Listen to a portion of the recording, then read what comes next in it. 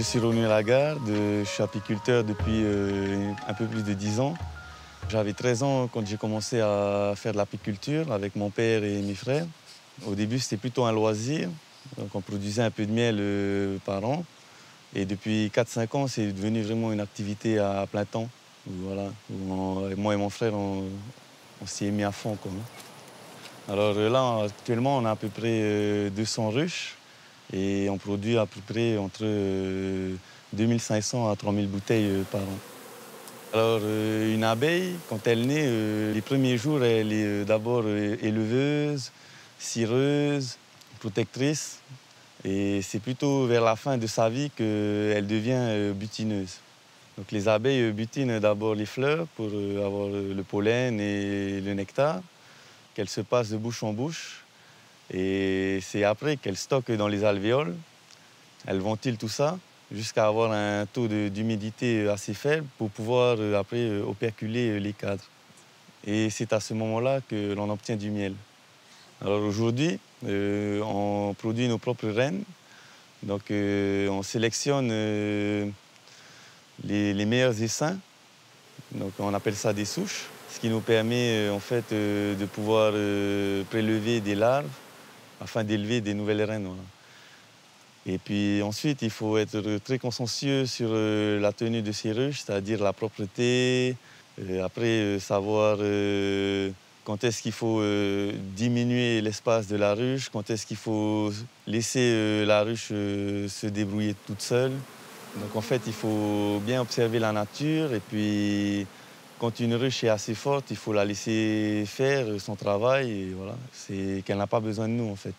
Et c'est grâce à ces efforts produits au quotidien qu'au dernier concours agricole, on a gagné le 2e prix du meilleur miel de Polynésie.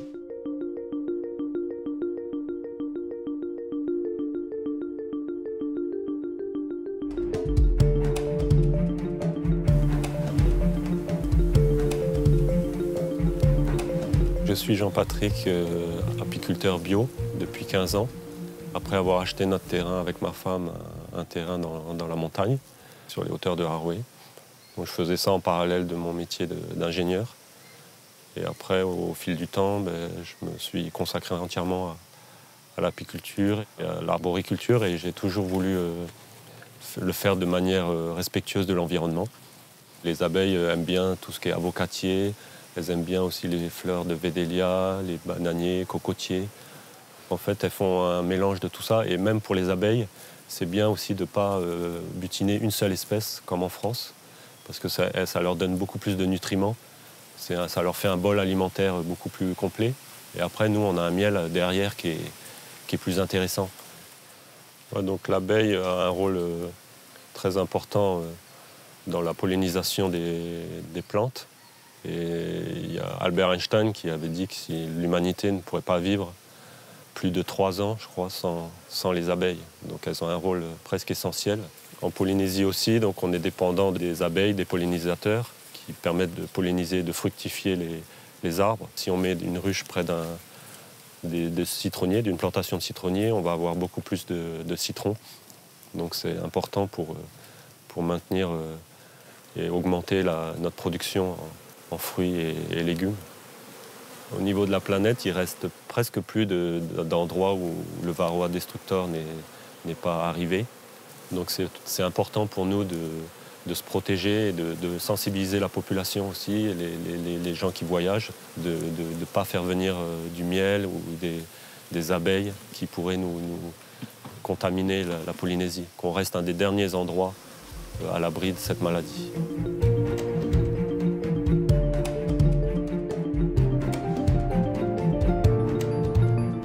Je suis Kalaï Selam et apiculteur depuis 2009 et je travaille essentiellement sur Tahiti mais aussi un petit peu sur les Tuamotu en partenariat avec d'autres apiculteurs professionnels.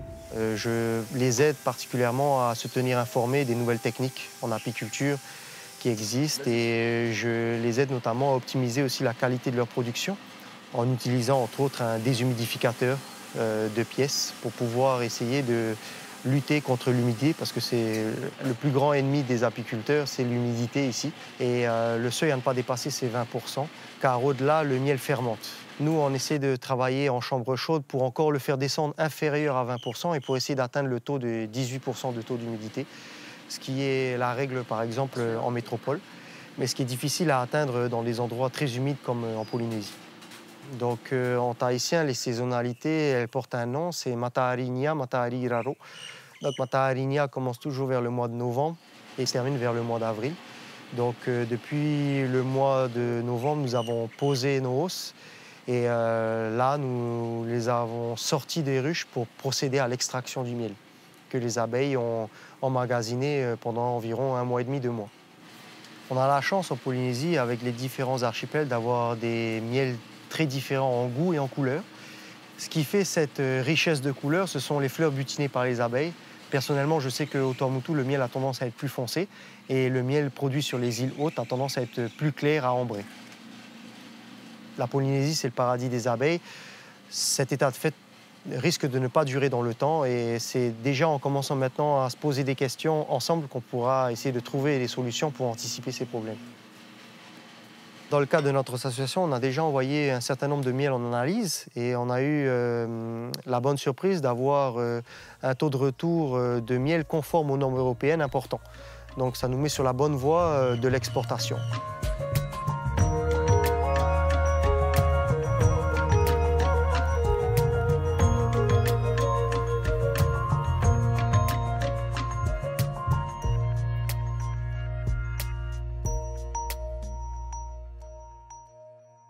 Manger local. C'est bon pour moi. C'est bon pour mon Fénois.